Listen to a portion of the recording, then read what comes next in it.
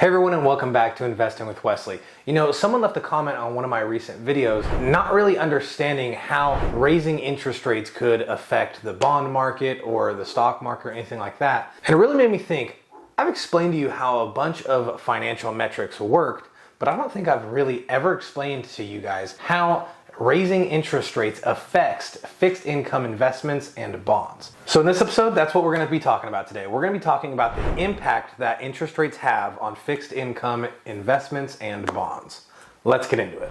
Okay, so for starters, let's start at the very beginning. What are interest rate? Interest rate, in as simple of a way as I could describe it, are fees that one person or entity will charge another. So the interest rate you're probably used to is the interest rate on a loan that you get from a bank. That is the fee that the bank is charging you to borrow their money. But you could also be the one to collect a fee. If you purchase a bond, that is the fee that the government or corporation is paying you to service their debt. So you could either pay the fee or get rewarded a fee. That's all interest rates are fees. Now, who sets these interest rates? Who sets these fees? More often than not, it starts at the Central Reserve or central bank of any country. The Central Reserve will raise interest rates, and those interest rates affect the bank's ability to borrow from the Central Reserve. So if the Central Reserve raises interest rates and charges a higher fee, then the bank has to charge you a higher fee to maintain their profit margins. And that's how a Central Reserve raising of interest rates can affect you in any sort of market. But we're not really talking about the economy or you borrowing money. We're talking about bonds. How do interest rates affect bonds? Bonds are fixed income investments that pay a fixed amount over a period of time, and then once they reach maturity, you get your total investment amount back. So you could have a $1,000 bond at a 6% interest. That means you're going to pay me $1,000 and I'm going to pay you 6% every year for however long this bond is active.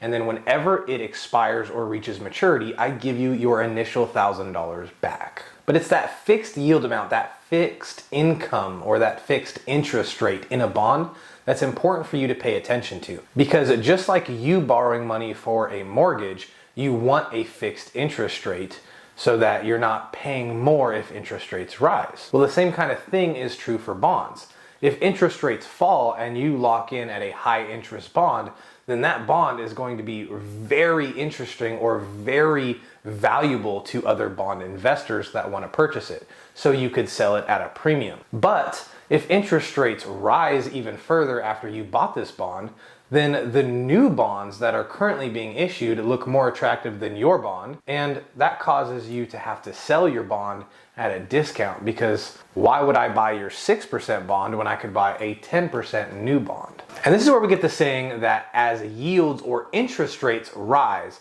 the prices of bonds fall.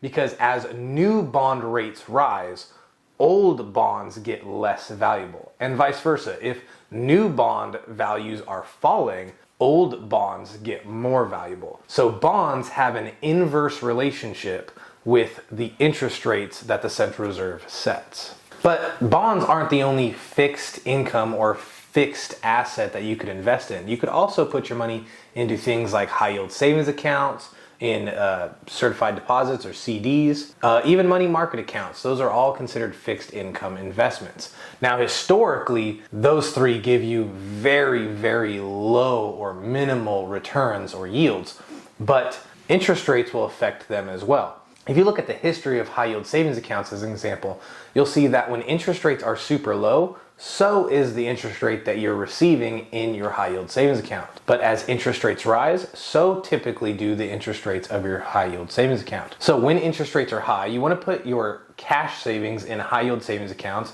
If you are having bonds, you would want to buy new bonds because that is when you're getting the best bang for your buck as yields are high. But as interest rates start to go back down, your bonds will increase in value because you locked in at the higher interest rate. But on the downside, the cash that you have in high yield savings accounts or CDs, that will also go down as well, because the interest rate that the bank is earning to give you is also going down. So whereas bonds have an inverse relationship to interest rates, CDs, money market accounts, and high yield savings accounts, they correlate perfectly. As interest rates rise, so do they. As interest rates fall, so do they. Now, two important things that you need to be made aware of if you're going to be investing in bonds or other fixed income assets. Now, the first one is that you have to understand that there is a bunch of different time frames when it comes to your bonds, and you really have to be understanding of the economy as a whole to understand where interest rates might go. If you think interest rates are going to be rising shortly, then you would want a bunch of short-term bonds. That way you could get in, get some interest, and then get your principal back so that you could reinvest into higher interest or higher yielding bonds that are new. Or if you think interest rates are going to go down, then maybe you want a longer term. So interest rates are currently high, you think they're going to go back down. So instead of getting a 2-year bond, maybe you want to look at a 10 or a 30-year bond to lock in these high interest rates at a longer term. Those are important metrics that you want to look at, and an understanding of the economy and how the economy works and how healthy or sick it is really important for you to pick the proper bond terms. Now, the second thing you need to know is that bond markets try to predict the future.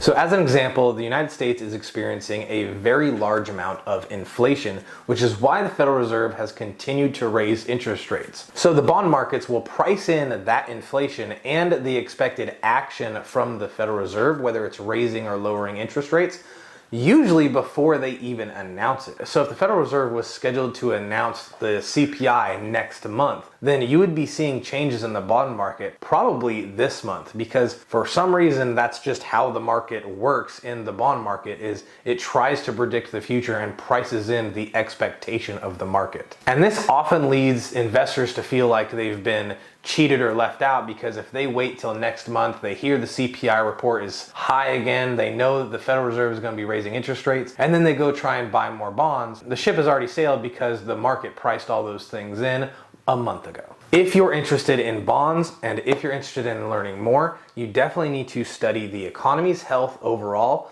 and to get an understanding of what direction we're going in, and then be prepared for the price fluctuations of being priced in weeks or months in advance. If you have any questions, comments, or need something addressed, I have a dedicated Facebook, Instagram, and Twitter account. Feel free to message me there, or just leave a comment down below. Either way though, the choice is yours, and I'll see you in the next episode.